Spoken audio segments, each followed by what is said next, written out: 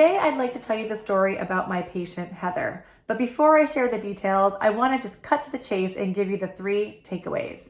Number 1, sometimes there can be value in doing lab tests up front and not waiting the full 6 months or 12 months of trying that's recommended. Number 2, lab tests add tremendous value. Even simple tests that are inexpensive, even if you had to pay out of pocket, they are worth doing. And number 3, sometimes normal is not good enough. I'm Dr. Jaclyn Smeaton. I'm a naturopathic physician and founder of Hello Fertility, and I am passionate about helping couples like you get the right testing done and get the right eyes on those tests to help you figure out your fertility puzzle. Now, if you are confused about your fertility labs and you want some help demystifying them, click the link below and I'll send you my video that walks you through your fertility labs step by step and talks about not just normal, but what is optimal for each of those tests. Okay, let's talk a little bit about Heather.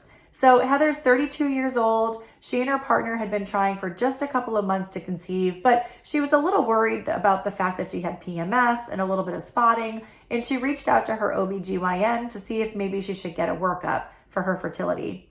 Her OBGYN said, no, don't worry about it. Typically you try for about a year at your age. If you haven't gotten pregnant in a year, then come back and we'll give you a workup. But that didn't sit right to Heather. She knew she wanted more information. So she scheduled a consultation with us and we ran just the basics for her. Nothing overwhelming or fancy, just the basics. Now what we saw was her hormones that were tested on cycle day 3, which look at ovarian reserve, things like follicle stimulating hormone, estradiol, and anti-Mullerian hormone looked really good.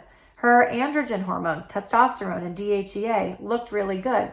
But when we looked at her day 21 labs, which was 7 days after ovulation, we measured progesterone. Her progesterone also came back in the normal range. However, it was not optimal. Her progesterone came back at 9, and the lab shows that greater than 6 is good.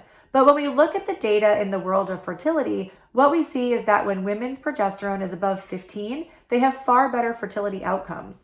Now, even if these tests had been run by her OBGYN, they would have told her, they look normal, they look fine, keep trying. But we know from our experience that raising the progesterone can really help. Progesterone makes the lining of your uterus nice and thick and juicy, and it supports pregnancy. That's why it's called pro, like in favor of, and just like gestation, progesterone. We want to have a lot of that around. So we actually worked with Heather to get her cycle really well managed, to really amp up that progesterone through nutrition and herbal medicine. And wouldn't you know, after her progesterone was raised, within 2 months, they ended up conceiving.